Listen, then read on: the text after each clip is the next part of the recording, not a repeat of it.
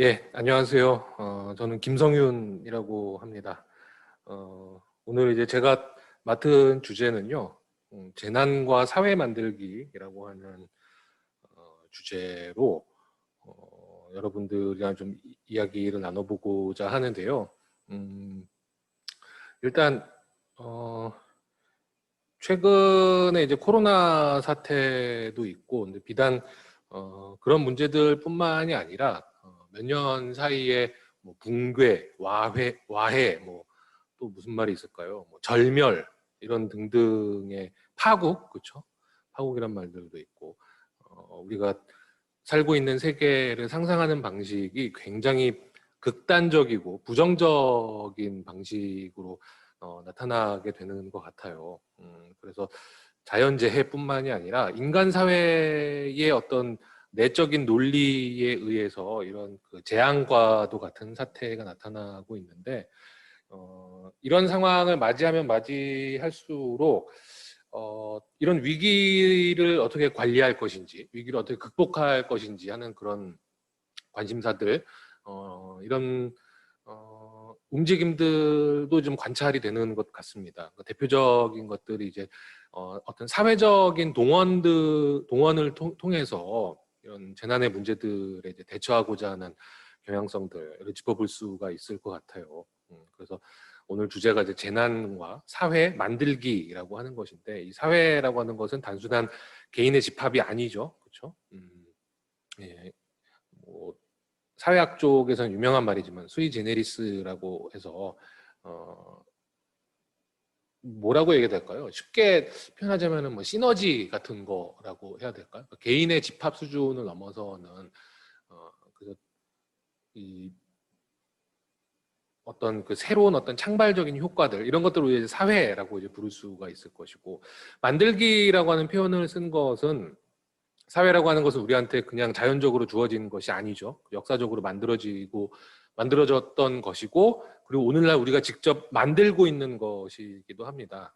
그런 상황에서 재난과 사회 만들기라고 하는 이야기를, 그래서 우리가 사회를 어떻게 상상하느냐에 따라서 앞으로 우리가 살게 될 세계, 우리가 몸담게 될 사회라고 하는 것이 이제 그 꼴을 이루게 된다라고 볼 수 있을 것 같습니다. 먼저 이제 들어가는 말로 원시 종교에 관한 이야기를 하고자 해요. 이 말씀을 왜 드리냐면은 어, 이 보통 이제 자연 상태라고들 하죠. 인문사회과학에서는 자연 상태라고 하는 말과 사회 상태라고 하는 말을 대비시켜서 이제 이야기를 하는데, 자연 상태라고 하는 거는 이제 그 유명한 홉스가 이야기한 만인에 대한 투쟁 상태, 우리가 이런 걸 이제 자연 상태라고 부를 수가 있을 것 같아요. 그러니까 인간이라기보다는 거의 동물과도 같은 상태, 자연 속말 그대로 이제 자연 상태인 거예요. 근데 문제는 뭐냐면 자연재해가 나타나기도 하고, 어, 인간들이 가지고 있는 지식 체계로는 알 수 없는 일들이 빚어질 때 사람들이 이제 공포, 그렇죠? 불안 이런 것들을 느끼게 됩니다. 그래서 이런 공포나 불안들을 다스리기 위해서 탄생한 것을 보통 우리가 종교로 이야기를 해요. 그래서 원시 종교에는 크게 세 가지 형태가 있다고 이야기를 하죠. 첫 번째가 여기 그 이미지에도 나와 있는 것처럼 인류 역사에서 보자면 거의 한 10만 년 정도 된 종교의 형태인데, 그게 애니미즘입니다. 애니미즘이라고 하는 것은 우리가 흔히 생각하는 뭐 범신론적인 세계관하고도 맞물려 있다고 볼 수가 있을 것이고, 그래서 모든 사물들을, 그렇죠? 모든 사물들의 어떤 영적인 생명, 이런 것들이 존재한다라고 보고, 그래서 인간과 주변의 어떤 자연 사물들과 직접적으로 소통하고자 하는 숭배를 하기도 하고요, 그렇죠?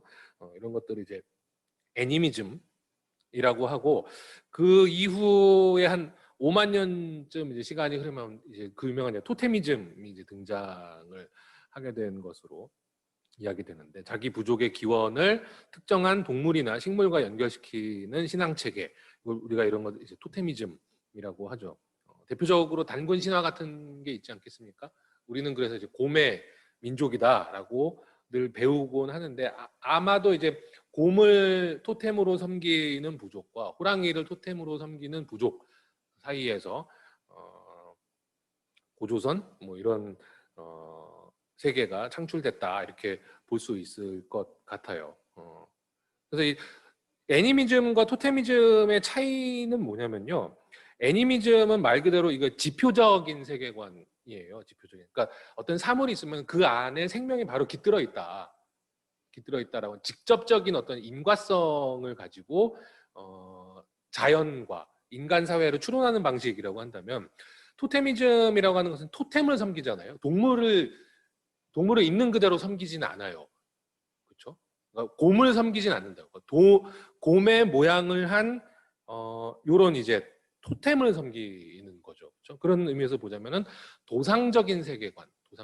이 곰이라고 하는 토템과 실제 하는 곰 사이에는 닮음의 관계가 있죠. 그 도상의 세계관이라고 볼 수가 있을 것이고, 그리고 역사가 좀 흐르게 되면은 특히나 이제 동북아시아 쪽을 중심으로 해서 만주 지역에서 유래한 말이죠. 샤먼이라고 하는 샤머니즘이 이제 등장을 합니다.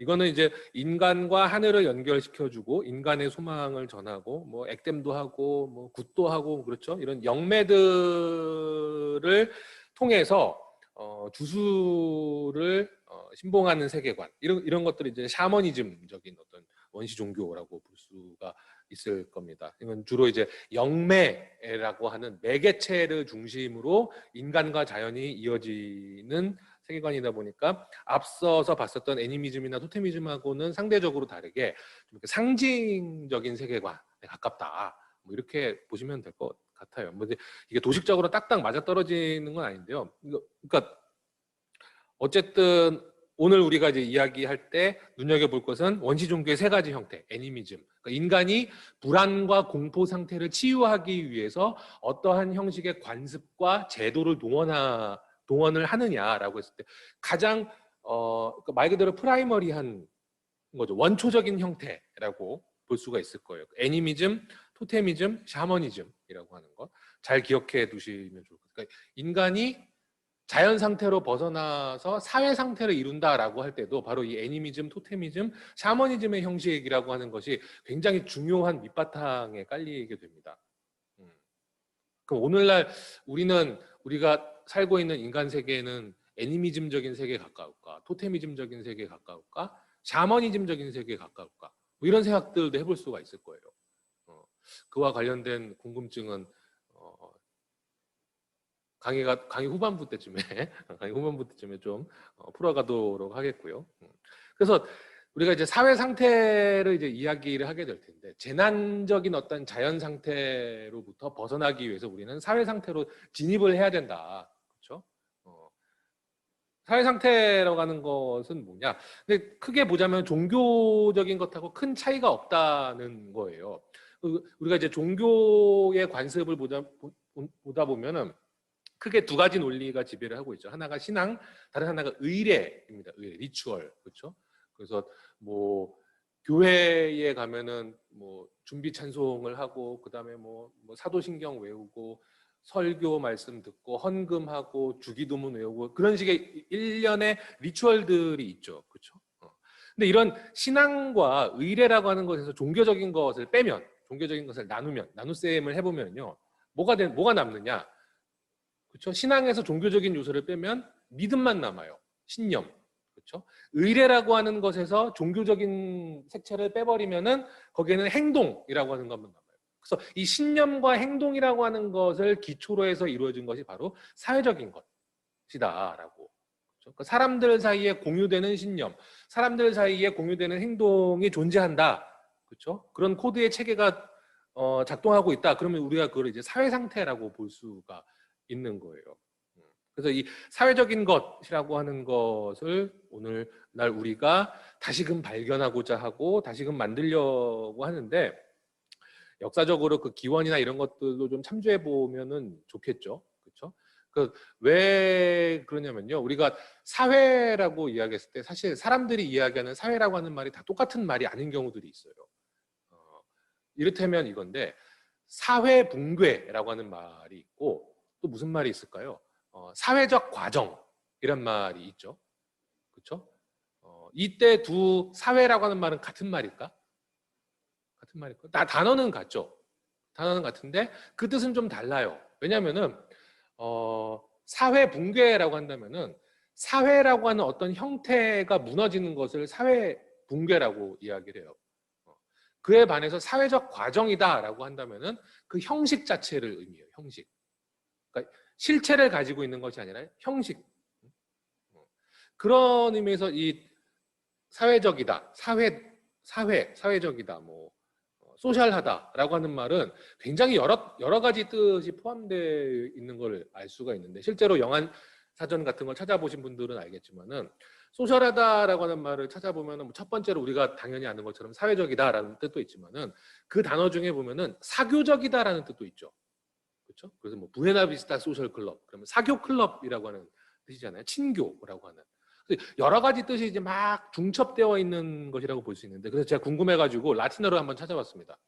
그랬더니 이 소치우스라는 말이 있었고 고대 라틴어에 원래는 소치우스란 말밖에 없었다고 하더라고요. 근데 그러다가 로마 제국이 들어서기 시작하면서 소치우스라고 하는 말로는 로마 시민들이 살고 있는 삶의 꼴을 전부 다 설명을 할 수가 없어가지고 소치에타스라고 하는 말이 등장했었다고 해요. 그럼 이 소치우스와 소치에타스는 어떻게 다른 말이냐? 소치우스는 조건 없는 친교를 뜻해요. 조건 없는 친교. 어머, 네. 조건 없는 친교. 조건 없는 친교. 그러니까 우리가 사람 살다 보면 참 저 사람 사교적이다. 그렇죠? 사교적이다. 라고 이야기할 때 소셜한 것을 의미하는 것이고 소치에타스라고 하는 것은 문명의 범위가 커지고 조직적인 역량이나 이런 것들이 막 커지는 그런 과정에서 이 제도 그렇죠? 사람들 사이의 관계가 계약적인 관계를 통해서 친교적인 관계가 아니라 계약적인 관계들이 이제 막 등장을 하기 시작하는 거죠. 그래서 우리가 살고 있는 문명이 어느 정도 발달하느냐에 따라 가지고 사회라고 하는 것을 일컫는 말이 달라질 수도 있다. 뭐 단적으로 이제 도시화가 되고 세속화가 되면 될수록 오늘날 우리가 알고 있는 사회의 형태라고 하는 것이 구체적인 형태를 갖추기 시작을 하겠죠. 그렇죠? 실제로 이 한자 문화권에서 사회라고 소사이어티라고 하는 말이 이제 수입이 됐던 경로를 보면은 당연히 어디에서 제일 먼저 수입을 그러니까 사회라고 하는 말이 이거 참 그런데 어쨌든 그 유럽어에서 소사이어티는 소치우스하고 소치에타스에서 기원을 가지고 있다. 그럼 동양어권에서는 어떻게 되느냐? 동양어권에서는 약간 좀 복잡해요. 왜냐면은 원래 사회라고 하는 말이 있긴 있었었는데 이 사회는 무슨 뜻이었냐면은 송나라 시대 때에 마을 단위의 제사를 지내는 모임을 사회라고 불렀었다고 해요. 송나라 때. 그래서 아직도 지금 전 중국어를 잘 못해서 모르는데 중국에서는 사구, 뭐 샤구어, 그래서 그 마을 단위의 공동체적인 행정 단위를 이제 사구라고 부르는데 그런 거죠, 그렇죠? 그러니까 행정구역적인 의미도 포함되어 있고 한편으로는 제사를 지내는 모임이라고 하는 뜻이 동시에 포함되어 있었던 말이 있었어요. 근데 이거는 우리가 알고 있는 사회라고 하는 뜻하고는 굉장히 많이 다르죠. 그렇죠? 근데 그런 상황에서 소사이어티라고 하는 말이 메이지 유신 전에 일본, 이 사람은 이제 일본 사람입니다. 아주 유명한 사람이죠. 그 유명한 후쿠자와 유키치라고 하는 사람이고 일본 지폐에도 얼굴이 박혀 있는 사람이죠. 학문을 권함이라든가 아주 불세출의 저작도 남기기도 했었지만은 정한론을 펼쳐가지고 우리 민족한테는 굉장히 공분을 사는 사람이기도 하죠. 근데 이 후쿠자와 유키치가 이 소사이어티라고 하는 말을 요 비슷한 시기에 여러 사람들과 함께 소사이어티란 말을 이제 소개해서 일본에 이제 갖고 오는데 일본에 수입할 때 이 말을 뭐라고 번역을 했었냐면요. 인간 교제라고 번역을 했었어요. 인간 교제. 소사이어티 왜냐면은 동양어권에서 알고 있는 사회라고 하는 말하고 서양어권에서 소사이어티는 전혀 다른 뜻이니까. 그래서 사회라고 하는 말로 직접 번역을 할 수가 없어가지고 이거를 인간 교제라고 번역을 했었거든요. 인간 교제. 인간 교제. 그러니까 우리가 앞에서 살펴봤었던 소치우스한 의미. 소치우스. 이게 무슨 뜻이냐면은 동북아시아에서 적어도 일본, 중국, 한국을 중심으로 본다면은 동북아시아 지역에서는 그 당시만 하더라도 이 소치에타스에 준할 만한 어떤 인간적 관계라고 하는 것이 그렇게 대중적으로 널리 퍼져 있었던 건 아니었던 거예요. 그러니까 소사이어티를 인간 교제라고 번역을 했겠죠. 왜냐하면 이게 딱 맞는다고 봤으니까. 근데 그러다가 공교롭게도 메이지 유신이 딱 지나고 난 다음에 후쿠자와 유키치가 가만히 보다 보니까 이 소사이어티라고 하는 말을 인간교제라고 하는 말로 번역하기에는 너무 좁은 거예요. 너무 좁은 거예요. 그러니까 이 소사이어티가 굉장히 우리가 아까 봤던 것처럼 굉장히 큰 의미를 포함하게 됐다라고 했었잖아요. 그러면서 어디 비슷한 뜻이 뭐가 없을까 하다가 일본 말로는 회사, 카이샤. 요즘은 이제 그냥 요 순서를 바꿔서 이제 샤카이, 사회라고 이야기를 하죠. 즉 송나라 시대 때 마을 단위 제사 모임으로 쓰이던 이 말을 소사이어티의 번역으로 갖고 오기 시작을 합니다. 사회란 이런 거다. 그러니까 뭐냐, 행정적으로도 얽혀져 있고, 그러니까 제도적으로 얽혀 있는 사람들의 관계다라고 하는 것이고, 한편으로는 제사를 지내는 모임이다라는 이야기도 했었잖아요. 제사를 지낸다. 제사를 지내는 모임이다 보니까 사람들 사이에 뭔가 의례적인 절차 이런 것들도 공유되고 있는 그런 형태를 사회라고 봤던 거죠. 그래서 이 말이 오늘날로 이제 쭉 이어지게 되는데, 제가 그래서 우리나라는 어떨까 하고 또 옛날 것들을 한번 찾아보니까 예전에 캐나다 선교사가 구한말에 캐나다 선교사가 이 선교 포교 활동을 열심히 하려면은 조선말을 잘 알아야 되잖아요. 그래서 이 사람이 뭘 하냐면은 한영 대자전을 만들었었어요. 그러니까 우리나라 최초의 한영 사전을 만든 사람, 게일이라고 하는 캐나다 선교사가 있었었는데 이 사람이 만들었던 사전을 찾아보니까 딱 요 구절이 있어요. 바로 사회라고 하는 구절이 있는데 이게 무슨 뜻이냐? 이거를 사직과 같은 뜻이다라고 얘기해요. 사직이 뭐냐면 우리 여러분들 사극 같은 거 보시면은 종묘와 사직에 뭐 이런 얘기 하지 않습니까? 그렇죠? 그 바로 사직이에요. 종묘는 역대 임금의 위패를 모시고 있는 곳을 종묘라고 부르고, 사직은 뭐냐면은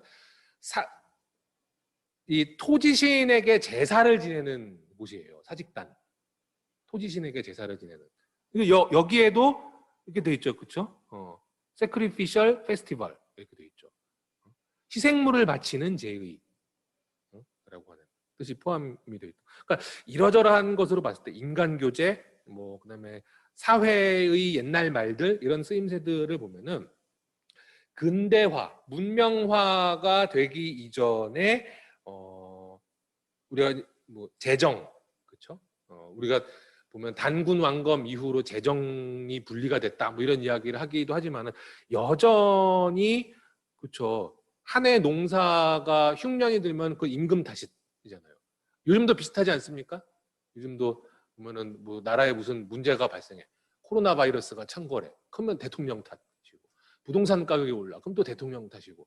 그렇죠? 이게 다 누구 때문이고. 뭐 이런 식의 사람들이 생각을 하는 게 여전히 사람들 습속에서는, 사고 습관에는 이 재정이라고 하는 것이 분리되지 않은 어떤 흔적들이 있었다. 구한말 당시는 이게 굉장히 심했겠죠. 자, 이제 그렇게 되는 과정. 이게 근대화라고 하는 과정하고 긴밀한 연관성이 있다라는 말씀을 드렸어요. 오늘날 우리가 아는 사회라고 하는 말은 근대적인 의미, 즉 뭐냐? 요때쯤 되면 이제 그 부르주아 소사이어티, 사람들 사이에 그러니까 정치적인 공민권, 정치적 시민권을 가진 사람들이 일종의 이제 우리가 아까 봤잖아요. 그 소치우스한 관계를 이루고 있는, 그렇죠? 그래서 대강 보면 18세기, 19세기 때쯤 되면은 부르주아지들을 중심으로 한 미적이고 그 다음에 뭐라 그럴까요? 사적인 관심이나 이런 것으로부터 멀리 떨어져 있는, 그렇죠? 이런 류의 모임들이 굉장히 많았었다고 해요. 아주 유명한 것 중에 커피하우스 같은 게 있죠. 그렇죠? 그래서 그 왜 하버마스가 이야기한 공론장을 이야기할 때 반드시 나오기도 하고 뭐 그런 게 있었다고 합니다. 그리고 또 하나는 이제 그 당시에 풍미했었던 노동자와 농민들 사이에서 굉장히 유행을 타기도 했었던 유토피아 사회주의 같은 게 있죠. 유토피아 사회주의. 그러니까 이런 것들은 뭐냐? 사람들 사이의 관계성. 그러니까 이 당시의 분위기는 어마어마한 재난 상황이기도 하거든요. 그러니까 18세기에서 20세기 초엽에 이르는 분위기를 보면은 그렇죠. 아주 유명한 멜서스 같은 사람이 인구의 폭발적 증가를 우려하면서 기근과 전염병이 창궐할 우려가 굉장히 크다. 그래서 인류의 대재앙이 곧 있으면 몰아닥칠 것이다. 이런 류의 예측을 하기도 했었었고, 다른 한편으로는 이제 다윈이즘, 그러니까 다윈주의라고 하는 것이 자연과학에만 영향을 끼쳤던 것이 아니라 인문사회과학에도 굉장히 큰 영향을 주죠. 그렇죠? 그러는 사이에 사회 곳곳에 적자 생존의 논리라고 하는 것이 널리 퍼지게 되고 그렇게 되다 보니까 사람들의 어떤 경제적 사정이라든가 그 다음에 정신적인 상태라든가 이런 것들이 굉장히 피폐해지고 곤궁해지는 상황들이 펼쳐지게 돼요. 그러니까 이런 상황에서 그 당시에 실제로 그래서 유행을 했던 게 19세기에 유행했었던 대표적인 질병, 그렇죠? 프로이트 하면 떠오르는 질병이 있잖아요. 히스테리 같은. 그렇죠? 왜 히스테리가 19세기 말에 그렇게 유행을 했던 것이었을까? 그 다음에 에밀 듀리켐이 지적했었던 아노미적 현상들. 그게 왜 19세기적인 현상으로 등장을 했었을까? 당시의 시대적 분위기가 오늘날 우리가 보고 있는 일종의 데자뷰일 수도 있을 것 같아요. 거의 이제 아노미 상황에 이제 가깝고 대다수 사람들은 정신적으로 굉장히 피폐한 상황에 처해 있었다. 이런 상황에 대응하려면 어떻게 되느냐? 여러 가지 선택지들이 있긴 하겠지만 사람들이 많이 꿈꾸는 선택지는 뭐냐면 바로 사회적 결속을 꿈꾸는 거죠. 그렇죠? 사람들이 어렵고 힘들 때일수록 서로 돕고 사는 것. 그렇죠? 너만 힘든 게 너 힘들지? 그럼 서로 토닥여 주는 것. 그렇죠? 아주 기초적으로는 거기서부터 시작을 해가지고 때로는 물질적으로도 서로가 서로에게 도움을 주는 것. 상부상조, 상호부조라고도 이야기를 하죠. 그렇죠? 그렇게 해서 사회, 루소 같은 사람, 홉스 같은 사람이 왜 18세기, 19세기에 등장을 했었을까? 사회를 만들어야 된다라고 하는 사회를 만들어야 된다. 그렇지 않으면은 이 산업자본주의가 등장을 하는 이 시대적인 흐름에 완전 압살당해서 우리들이 자연 상태의 공포로부터 벗어나기 힘들 것이다. 이제 그런 일련의 요구들이 막 나타났었고 때때로 뭐 점잖은 요구들이 나타나기도 했지만 아까 유토피아 사회주의 이야기했던 것처럼 어느 경우에는 굉장히 급진적인 요구들 거의 뭐 민중봉기 수준의 사회적 요청들이 나타나기도 했었어요. 그러니까 뭐 2중 3중의 위기였다라고 볼 수 있을 것 같아요. 요즘도 우리 보면 그렇잖아요. 그 코로나 바이러스 때문에 당연히 위기라고 하는 건 누구나 상상할 수 있어요. 근데 코로나 바이러스가 또 다른 위기를 파생시키죠. 최근에 뭐 자영업자들이 생계가 어렵다라고 하면서 자기들끼리 정부의 그 시행 명령에 불복하고 우리끼리 그냥 가게를 열자 뭐 이런 이야기가 나오고 있잖아요. 그러니까 이런 사람들이 더 이상 참지 못해 가지고 뭔가 자꾸 분출을 시키게 돼요. 근데 이런 것들이 또 다른 사회적 불안의 요소, 정치적 불안의 요소로 퍼지게 됩니다. 그런 가운데 만들어진 것, 창안된 것을 우리가 현대적인 의미에서 사회적인 것이라고 이야기를 해요. 그러니까 지금 크게 두 축으로 이야기를 하고 있는데 하나는 물질적인 궁핍이라고 하는 것이고 다른 하나는 정신적인 황폐화라는 이야기 말씀을 드리고 있었어요. 이 문제에 어떻게 대응할 것이냐. 이때 혜성같이 등장을 했었던 학자가 있었습니다. 그게 누구냐면 좀 전에 나왔던 사람이기도 한데 에밀 듀리켐이라고 하는 사람이 등장을 하고 물론 이제 그 사람뿐만이 아니라 여러 당대의 석학들이 모여가지고 그쵸 한 19세기 한 후반, 19세기 후반, 한 20세기 초반 요때쯤부터 해가지고 프랑스 사회에 새로운 사회적 원리를 도입을 하게 돼요. 그게 뭐냐면 바로 연대주의라고 하는 거예요. 연대성, 솔리다리티라고 하는 거. 근데 이 연대성이라고 하는 것은 단순히 사람들과 사람들 사이의 직접적인 연관관계를 통해서만 정신적 황폐화나 물질적 궁핍의 문제를 벗어날 수는 없기 때문에 국가를 매개로 해서 연대주의를 실현하고자 하는 실험을 했죠. 그리고 그게 비교적 성공적이었었어요. 정신적 황폐화를 방지하고자 내세웠었던 대책이 뭐냐면 대표적인 게 바로 그 당시에 서서히 풍미하기 시작했었던 민족주의였습니다. 민족주의. 그리고 다른 한편으로는 노동자들이 계속 못 살겠다고 막 들고 일어나고 하니까 이들에게 최소한의 사회적 권리를 보장하기 시작해요. 사회보장제도. 이런 것들을 이야기를 하고 여기에 국가가 매개적으로 이제 결합을 하게 되는 거죠. 그러니까 우리가 흔히 보면은 19세기 후반에서 20세기 초반의 자본주의 국가 형태를 민족 국가다라고도 이야기를 하고 복지 국가다라는 이야기들도 많이 하지 않습니까? 근데 사실은 민족적인 한에서 사회적이고 사회적인 한에서 민족적이다. 라고 하는 말을 할 수가 있어요. 그렇잖아요. 우리 시민권이 있는 한에서 어떻게 됩니까? 사회보장 제도를 누릴 수가 있죠. 그렇죠? 그래서 이것은 그러니까 우리 아까 살펴봤었던 애니미즘과 토테미즘과 샤머니즘이 있다라고 했을 때 일정 정도 토테미즘이 현대화된 흔적이라고 볼 수가 있을 거예요. 그렇죠? 우리 아까 지표와 다 까먹으셨겠지만 지표와 도상과 상징이라고 하는 그 관계 속에서 어떤 특정한 사회체를 유지하기 위해서 사람들이 공통적으로 무언가를 섬기는 것, 그렇죠? 우리가 국가주의 그렇잖아요.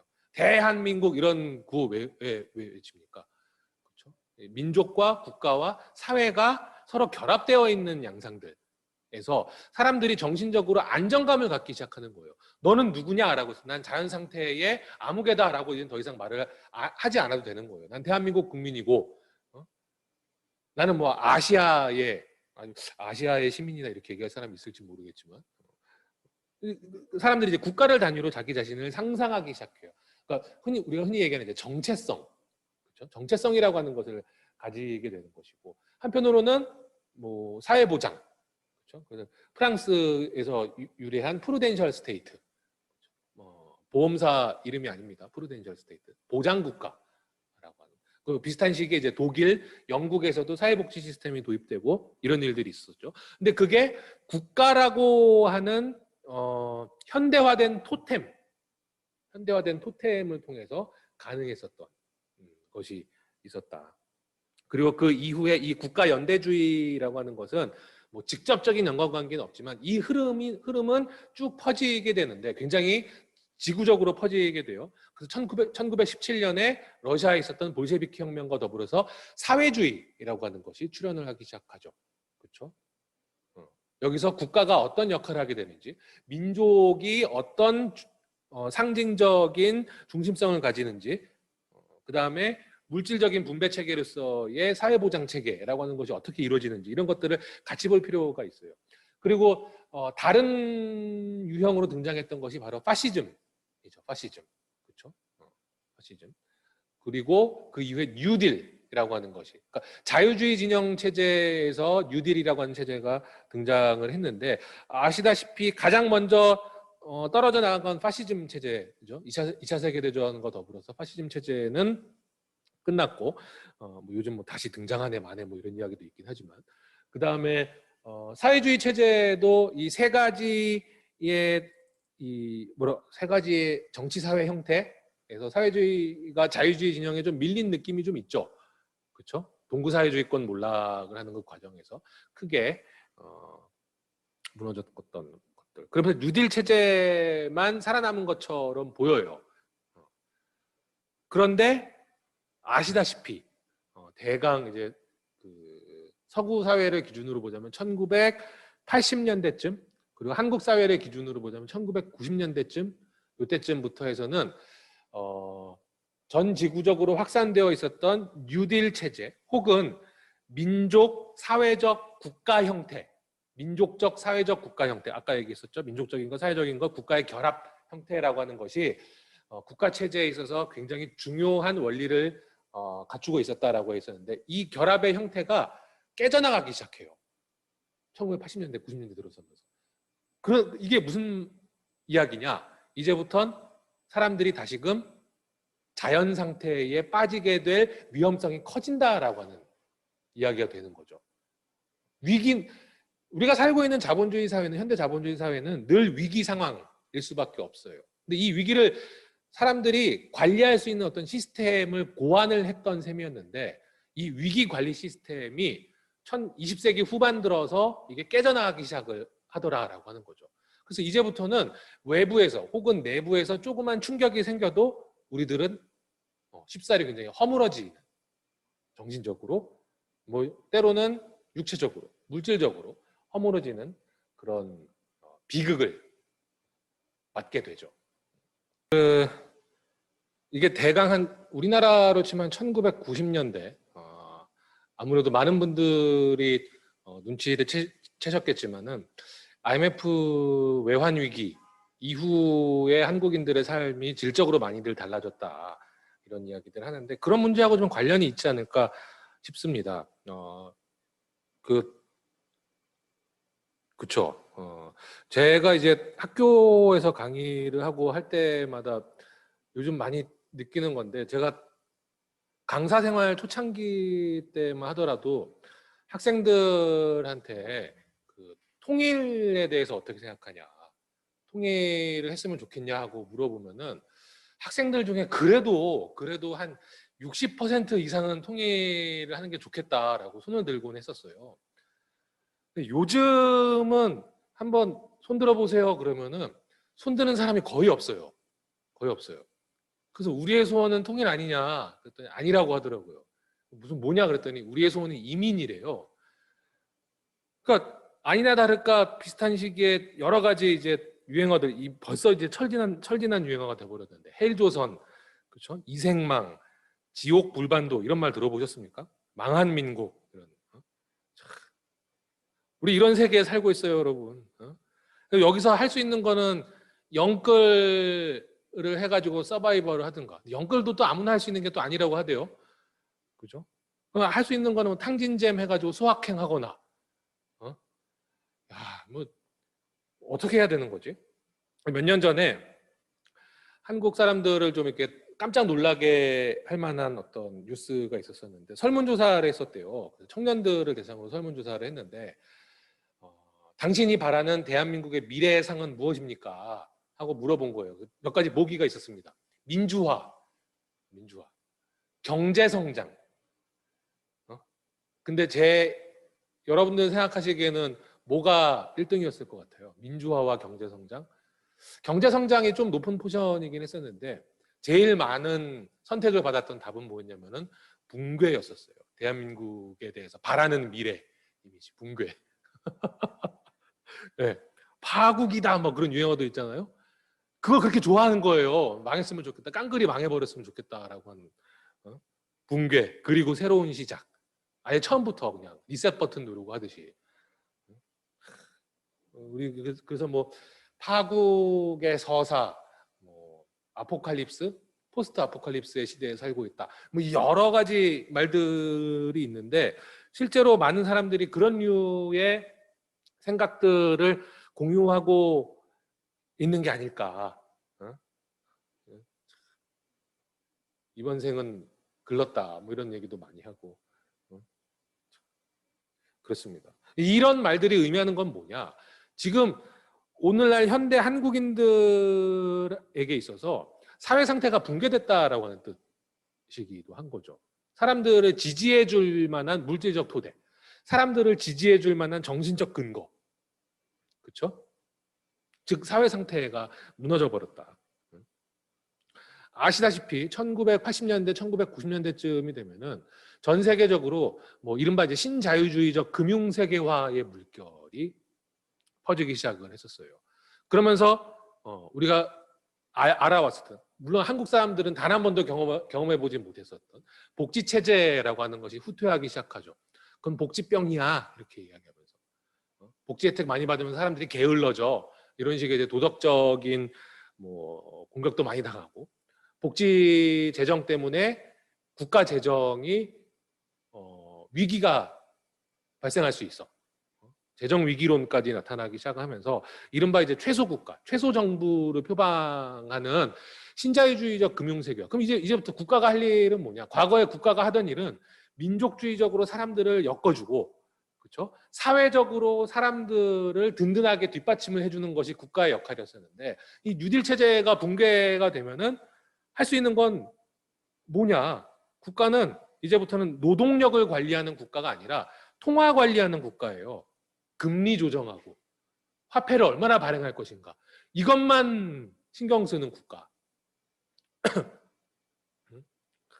그런 사이에 더 이상 과거에는 뭐 삼성이든 현대든 뭐 LG든 옛날식으로 하면 대우든 이런 기업들이 뭐 세계화하겠다 하면은 국민들이 가만히 안 있었어요. 왜? 아니 국내에서 일자리 창출 안 하고 왜 해외 나가가지고 공장 이전하고 이러느냐. 그러니까 이게 이런 여론이 가능했던 건 뭐냐면 사람들이 민족이라고 하는 이름으로 자본의 이동을 발목 잡는 게 가능했었거든요. 근데 90년대 초반에 이제 그 YS 정부 때 세계화라고 하는 말이 등장한 이후부터는 우리나라도 자본의 국제적 이동, 초국적 자본의 운동에서 더 이상 예외 지역이 아니게 됐죠. 그렇죠? 그러니까 자본의 이동의 고삐를 확 놔버린 시대가 오게 돼요. 그리고 그러는 사이에 당연히 민족주의라고 하는 것은 더 이상 사람들에게 있어서 중요한 이념이 아니게 돼요. 시효가 마감됐죠. 그렇죠? 오늘날 우리가 여러분 민족이라고 하는 거를 이야기할 때 굉장히 컴플렉스한 감정입니다. 과거에는 우린 같은 민족이야 하면은 그것이 실질적인 효과로 이어지는 게 가능했죠. 우린 같은 민족이야. 그러니까 이웃사촌.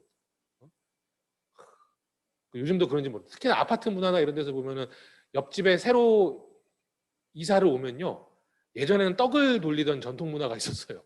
그 전통 문화 이제 거의 사라지고 있죠. 그렇죠? 옆집에 누가 사는지도 몰라요. 왜? 이전 같은 민족이 아니거든요.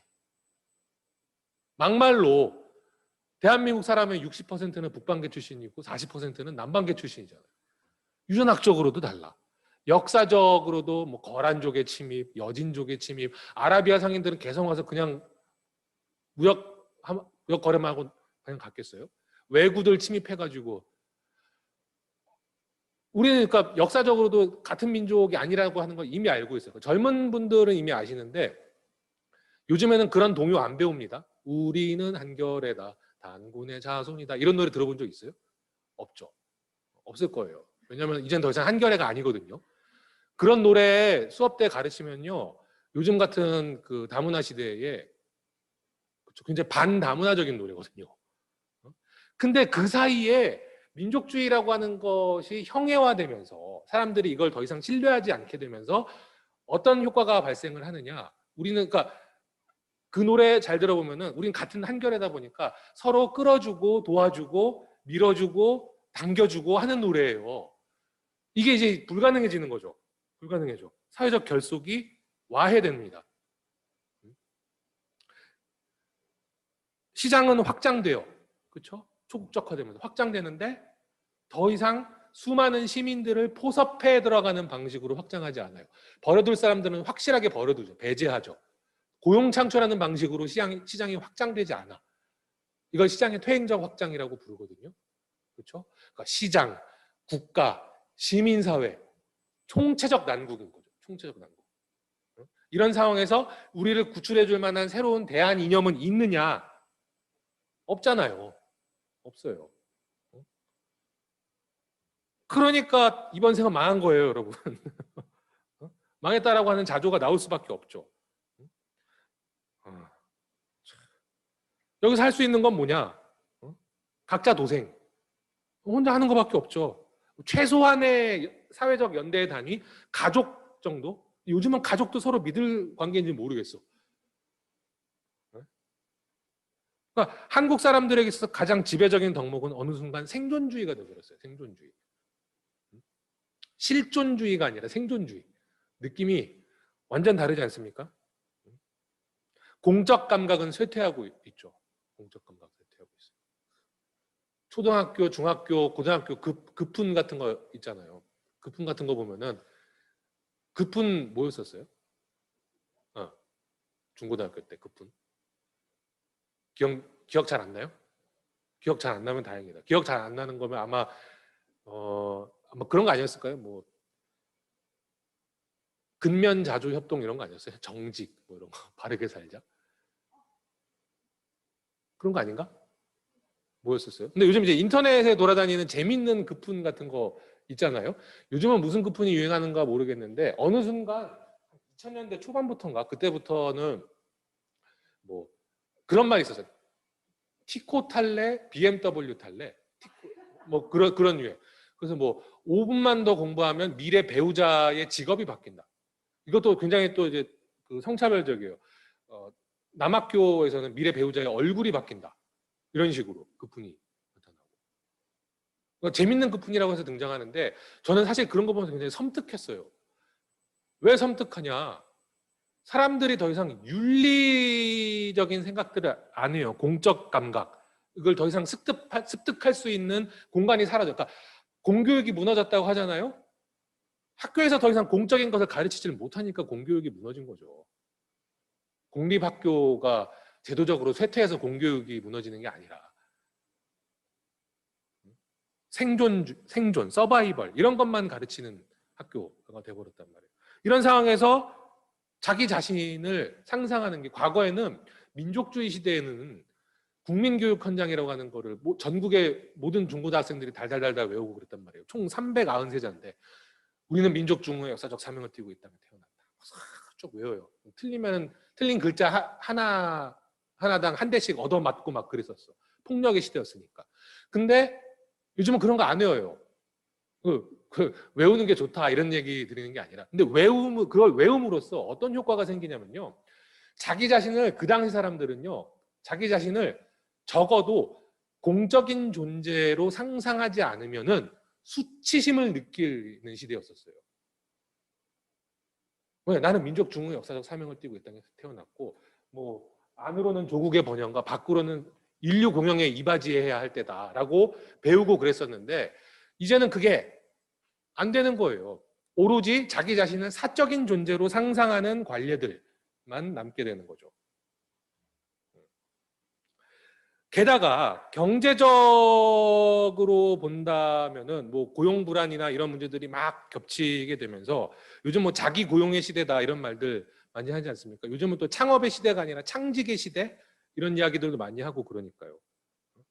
스스로 자기 착취.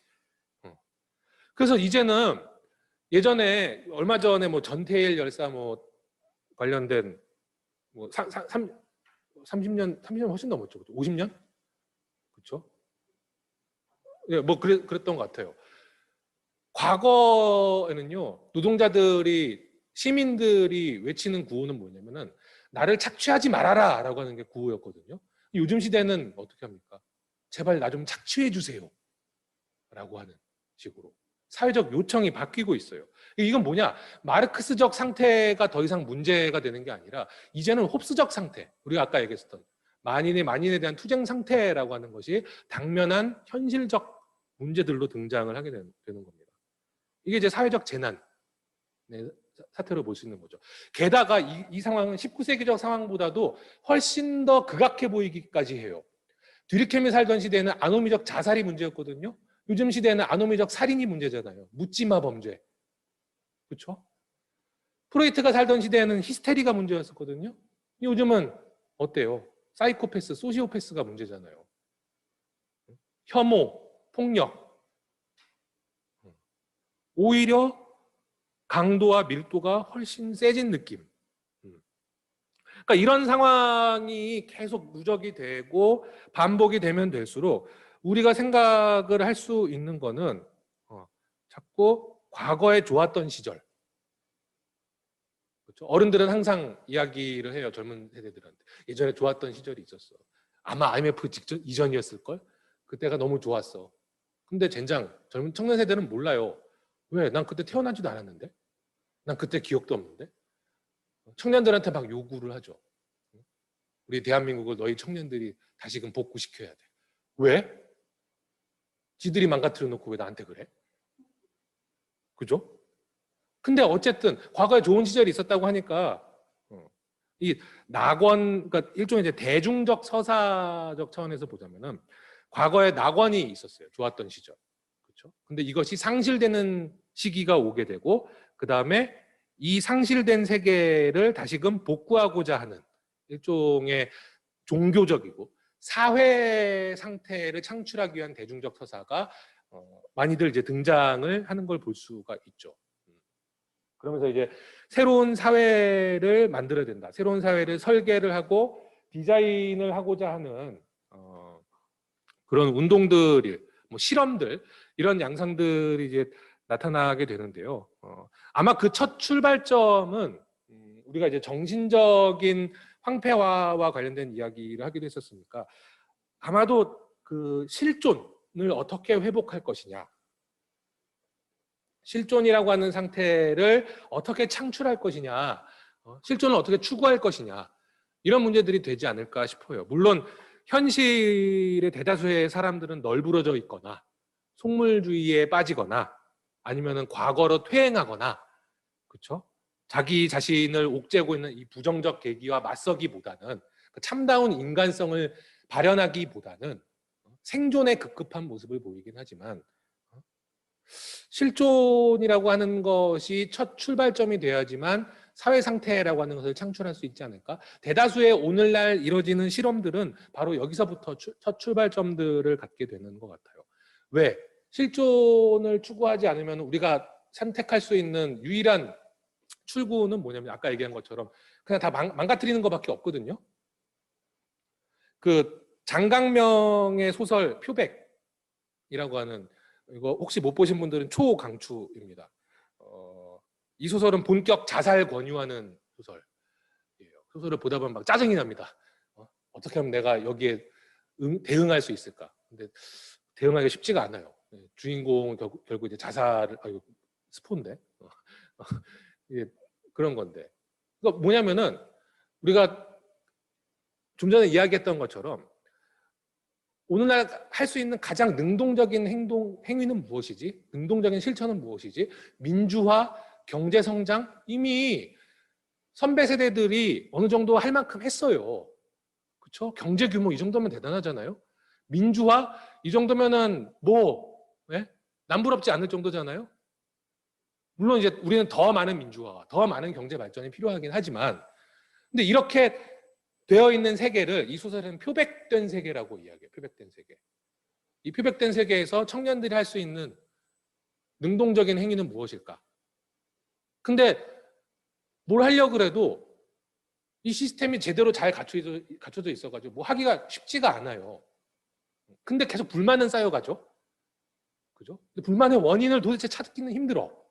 불만은 쌓여가. 그래서 이 소설에서 주인공들이 택하는 그 방편이 뭐냐면은 자살이에요. 왜? 자살을 하면은 이 시스템에 부조리가 있다는 게 증명이 될 테니까. 그게 우리가 능동적인 존재가 될 수 있는 유일한 길이다. 표백된 세계에서 취할 수 있는 유일한 능동적 행위다. 오른쪽에 있는 이 이미지는 일본 영화인데요. 그 키리시마가 동아리 활동 그만둔대라고 하는 영화인데 이 영화도 초강추입니다. 이 영화에 나오는 유명한 배우죠. 카미케 류노스케.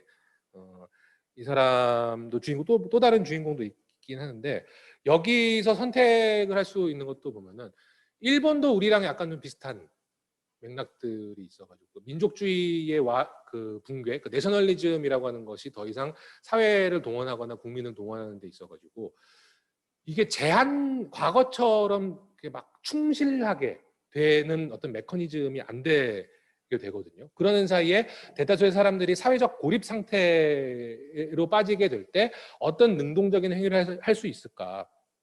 이 영화에서는 자기 취향에 집중하는 것, 취향에 집중하는 것. 자기의 취향에 집중을 하다 보면은 결국엔 싸우게 돼요.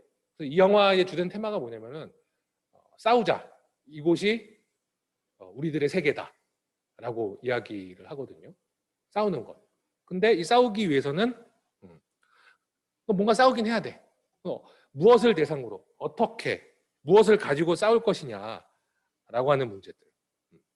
이런 테마들이 계속 반복이 되는데 그 중에서 나타나게 되는 중요한 흐름 중에 하나를 소개해 드릴까 해요. 제가 여러분들한테 자사를 권해드릴 수도 없고 그렇다고 해가지고 좀 너무 소박하게 소확행하면서 미학적 취향에 집중하라 이렇게 권장하기도 힘들고 그보다는 생존의 또 다른 방편으로서 공존의 모색이라고 하는 그런 실험들이 많이 제기가 되고 있죠. 가까운 예로 영화로 치면 완득이 같은 영화에서 보여주는 결말은 약간 좀 의미심장해요. 과거 시대에 그러니까 비교해 볼 만한 영화가 말죽거리 잔혹사라는 영화가 있었어요. 권상우가 나왔던 영화인데 그러니까 완득이도 그렇고 말죽거리 잔혹사의 주인공도 그렇고 남자 고등학생이고 학교나 기성체제에 불만이 많은 사람들이죠. 근데 이 7, 80년대의 이 고등학생들의 경우에는 프로이트식으로 이야기하자면 자기 주변에 죽여야 할 아버지들이 넘쳐나요. 생물학적 아버지도 자기가 넘어서야 할 대상이고 학교의 교사, 그 다음에 자기가 좋아하는 여자친구를 쫓아가고 싶은데 못 쫓아가게 5시 반, 6시 되면은 애국가가 울리고 가까운 곳에 태극기를 찾아서 국민의례를 해야 되는 상황들. 국가라고 하는 아버지까지도 내가 극복해야 될 대상이에요. 그래서 이 영화의 결말은 주인공이 몸을 막 단련시킨 다음에 쌍절곤을 휘두르면서 학교 유리창을 막 깨져 교실에서. 그래서 대한민국 학교 까라 그래 하면서 영화가 끝나요. 이 친구는 퇴학을 당해요. 그런데 이제 완득이의 결말은 참 흥미로운 게 예전에는 죽여야 할 아버지들이 넘쳐났잖아요. 근데 완득이 주변에는요, 자기가 죽여야 할 아버지가 없어요. 생물학적 아버지는 자기가 돌봐줘야 될 사람이고 학교 교사인 똥주 선생, 맨 처음에 영화의 시작은 제발 똥주 선생 죽여주세요 하면서 시작하거든요. 알고 보니까 세상에 똥주 선생만큼 훌륭한 교사가 없어요. 그러니까 그래서 이 완득이가 취할 수 있는 결말은 뭐냐면요. 여기 영화 포스터에 나오는 것처럼 동네 주민들과 일종의 강강수월래 하면서 사는 거예요. 그렇죠? 이주민 출신인 자기 어머니, 장애를 가지고 있는 아버지와 삼촌, 그렇죠? 혈연 관계는 또 아니기도 하고, 그 다음에 동네에서 약간 좀 모자라 보이는 미술 작가 아저씨, 벽화 그리는, 그렇죠? 삼류 무협 소설 작가 이런 사람들이랑 같이 떡 나눠 먹고 잔치하면서 영화가 끝나거든요. 대동놀이를 하면서 끝나요. 왜? 죽여야 할 아버지가 없는 시대에 살고 있는 곳이기도 하니까. 이게 우리가 그 청년 세대를 대상으로 한 설문조사를 했을 때 제일 많이 나온 대답이 붕괴, 대한민국의 미래 이미지로 붕괴를 꼽았다라고 이야기했는데, 그리고 또 다른 선택지가 있었는 게 뭐냐면 새로운 시작이었어요. 붕괴, 새로운 시작이었는데, 그래서 추가적으로 물어봤습니다. 새로운 시작이 의미하는 게 도대체 뭐냐? 대다수의 청년들이 뭐라 얘기하냐면 그걸 새로운 시작을 공동체라고 이야기를 했어요. 근데 이때 공동체라고 하는 것은 과거에 우리가 알던 공동체하고는 좀 성격이 많이 다를 거예요. 왜냐하면 요즘은 혼자 있고 싶지만 외로운 건 싫은 시대잖아요. 그렇죠? 예전에는 한참 전에 그런 적도 있었는데 누가 감히 내가 누구인지 막 말한 권리는 누구에게 있느냐 막 그런 식으로 따지고 그랬었는데 요즘은 뭐 예전엔 누가 나를 지켜보는 게 문제였는데 요즘은 아무도 나를 지켜보지 않는 게 문제가 되는 시대가 되는.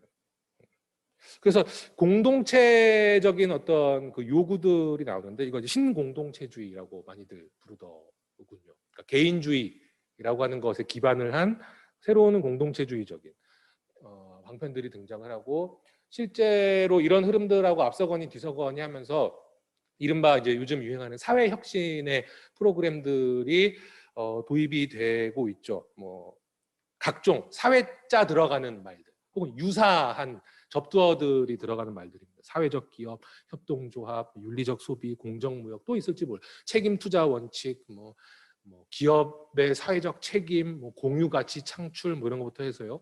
그 다음에 사람들 사이에 그 사회적 결속하고 관련돼서 뭐 마을 만들기, 마을 공동체, 도시 재생, 공동체 재생, 관계 미학, 뭐 사회적 예술 뭐 등등등. 그러니까 오늘날의 사회를 구축하고자 하는 새로운 집합적인 실험, 시도, 운동들이 나타나고 있는데 뭐 좀 이렇게 적극적으로 해석을 해보자면은 1990년대 이후부터 시장이 사회로부터 탈착근화됐다. 시장이 사회로부터 자유로워졌다. 이런 얘기 했었었죠. 그렇죠? 자본의 국제적 이동을 하려고 그럴 때 우린 더 이상 민족이라고 하는 이름으로 삼성이나 현대나 이런 대기업의 발목을 잡을 수가 없다고요. 이건 무엇을 의미하느냐? 자본의 국제적 이동, 즉 자본이 사회로부터 탈착근화된 상황들을 의미를 하거든요. 근데 이 새로운 사회 혁신의 흐름들이라고 하는 것은 아주 적극적으로 능동적으로 해석을 해본다면은 시장의 움직임이라고 하는 것을 다시 사회 안으로 재착근화하고자 하는 움직임이라고 볼 수가 있을 거예요. 물론 그런 전략을 가지고 있는데 현실에서는 그게 뭐 잘 되지 않는 경우들이 많기는 하죠. 근데 그럼에도 불구하고 계속 이런 시도들은 나타나고 있어요. 그 이외에도 뭐 뉴딜이다 이런 말들도 나오고 있고 뭐 창발적 제4섹터 이거는 뭐 그 정부, 기업, 시민사회들이 일종의 거버넌스 체제를 유지하게 되면은 우리가 알던 1섹터, 2섹터, 3섹터가 아닌 창발적 제4섹터가 출현을 한다. 뭐 이런 류의 얘기들도 계속 나오고 있는 상황입니다. 근데 여기서의 쟁점은 우리가 이제 자연 상태에서 다시금 사회 상태를 상상하고자 하는 이 상상의 형식들이 우리의 현실에 어떤 특정한 구성적 힘을 미치게 될 텐데 이 사회 설계의 형식이라고 하는 것은 뒤르켐이 설계했었던 사회 형식하고는 약간 좀 달라요. 왜냐하면 그 당시에는 민족주의라고 하는 것이 있었고 국가를 중심으로 했었던 복지체제, 국가연대주의라고 하는 것이 있었거든요. 그런 의미에서 보자면은 원시 종교의 형태로 보자면은 토테미즘적인 그러니까 그래서 뒤르켐이 말기에 가면은 그 인류학적인 연구를 하면서 종교 생활의 원초적 형태 같은 저술에서 보듯이 원시 종교의 토템을 연구를 했었잖아요. 근데 그 토테미즘의 연구 결과를 프랑스 사회, 프랑스 삼공화정을 통해서 실현하고자 했었던 그런 것들이 있었는데 오늘날 우리가 봤던 이 사회혁신의 운동에서는 민족주의가 없어요. 그리고 사회복지 체제도 없어요. 무슨 이야기냐면요. 다분히 이 구도로만 보자면 애니미즘 쪽에 가까워요.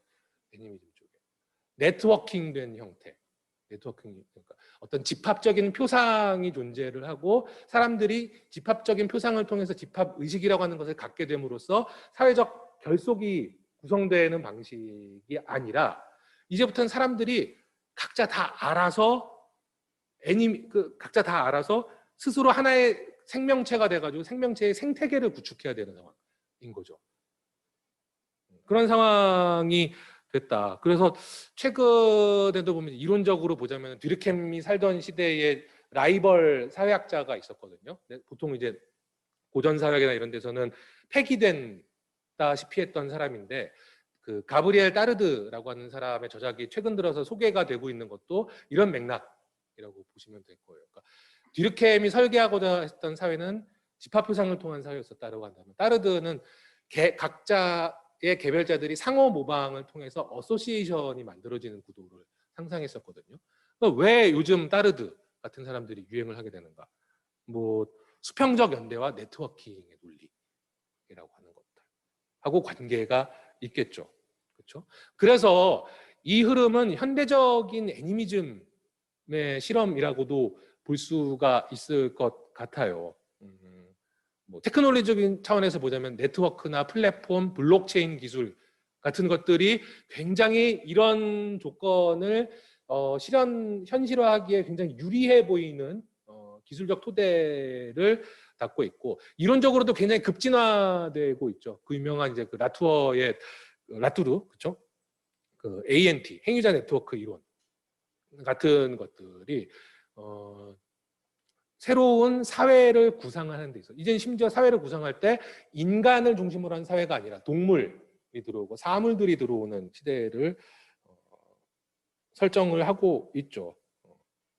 근데 뭐 다양한 이 편차들이 있긴 하지만 대다수의 공통된 형식이라고 하는 것은 매개 없는 사회성을 추구한다라고 하는 것입니다. 친교와 결속으로부터 시작을 하게 되는 거죠.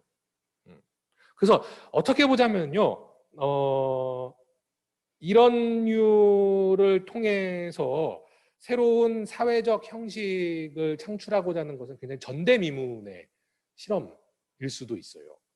전대미문의 실험일 수도 있죠. 왜냐하면 그러니까 소규모 부족 사회에서는 애니미즘적인 부족 사회는 가능했을 수 있었을 텐데 대단위의 오늘날 우리가 알고 있는 주권 국가의 형태를 가지고 있고 근대 국민 국가가 출현한 이래로 이 형식은 토테미즘적인 방식이었었는데 민족이라고 하는 토템이 깨져나가고 난 다음에 다들 자연 상태로 돌아가는 상황이 왔단 말이에요. 그러면은 두 가지 중에 아마 한 가지일 거예요. 민족을 대체할 만한 새로운 토템, 현대적 토템을 동원을 하든가 아니면은 지금 이제 소개해드리고 있는 것처럼 아예 애니미즘적인 상태로 가든가 이 두 가지 선택지가 있는데 적어도 새로운 발명품은 아직 나오고 있지 않은 것 같고 애니미즘적인 운동들 이런 것들이 나타나고 있는 것 같습니다. 뭐, 이런 상황에서 이런 양상들을 이제 어떻게 우리가 평가해 볼 수 있을까 뭐 이런 생각도 해볼 수 있을 것 같은데 어쨌거나 최근에 또 한 번의 시험대에 오른 것 같죠. 왜냐면은 비대면 상황에서 커뮤니케이션, 그러니까 사회 형식에 있어서 가장 기본 단위는 커뮤니케이션일 텐데 커뮤니케이션의 형식이 바뀌는 흐름들이 오게 된다라고 하는 것. 그리고 이런 상황에서 사회적 연대와 공존이라고 하는 것을 어떻게 모색할 거냐라고 하는 것도 궁금한 사항 중에 하나가 되는 것 같아요. 근데 제가 개인적으로 생각했을 때 우리나라는 사회적 연대는 한 번도 제대로 경험이 없어가지고 지금 방역 체계 K방역 그러는데 개인적으로 가지고 있는 불만은 이게 연대를 통한 방역이라고 보기는 힘들죠. 그렇죠? 노동력을 갈아 넣는 시스템을 통해서 방역 체계가 이루어지고 있는데 좀 많이 좀 아쉬운 측면이 좀 있는 것 같아요. 네. 그래서 이런 상황에서 연대성이라고 하는 것을 토템을 통하지 않은 연대성이라고 하는 것을 우리가 꿈꿔야 되는 상황인데 연대적 경험이 또 전무한 상황이다. 라고 하면 도대체 어떻게 될 것인가. 어쨌든 누적적 위기라고 봐야 될 것 같고 모두들 예상했던 대로 파국으로 치닫고 있는 상황인 것 같은데 이 위기를 극복할 수 있겠느냐. 근데 어쨌든 요즘 사회혁신의 흐름이라든가 이런 것들을 보면 국가 없는 공동체 혹은 거버넌스적인 공공성, 그렇죠?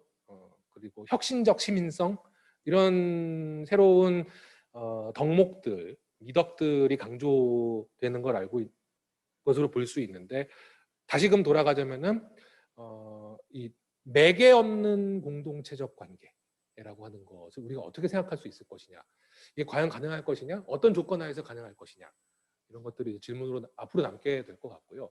다른 하나는 이제 수평적 연대와 네트워킹의 논리라고 말씀을 드렸었는데 이 횡적 연대에 관한 이야기들은 지금 계속 넘쳐나는 상황입니다. 다만 여기에 구조적으로 빠져 있는 논점이 있는데 그게 뭐냐면 종적인 적대의 문제가 빠져 있어요. 뭐 근데 계급의 문제. 그래서 대다수의 이런 그 사회혁신의 논리들이나 이런 것들 보면 굉장히 중간 계급적인 편향을 가지고 있는 것들을 볼 수가 있거든요. 종족 적대의 문제, 그러니까 뭐 지배 계급으로부터의 압력, 그렇죠? 그다음에 뭐 피지배 계급으로부터의 어떤 저항이라든가, 그렇죠? 그리고 뭐 젠더적인 차원에서의 성적인 적대, 인종적인 적대 이런 부분들이 많이 안 나타나고 있어요. 실제로 몇 가지 이야기이긴 하지만 마을 만들기 같은 거 할 때 퀴어 분들이 그 마을 공동체에는 잘 섞이지 않게 되거든요. 그러면 그리고 마을 만들기 할 때 왜 20대 여성들은 잘 나타나지 않는 걸까라든가 이런 쟁점들. 근데 그런 쟁점들이 항상 늘 빠져 있어요. 그래서 이런 부분들을 동시에 가져갈 필요가 있는데, 그런 차원에서 많은 분들이 최근에 이제 커먼스, 공통적인 것을 어떻게 창출할 것이냐, 공통적인 것, 그렇죠?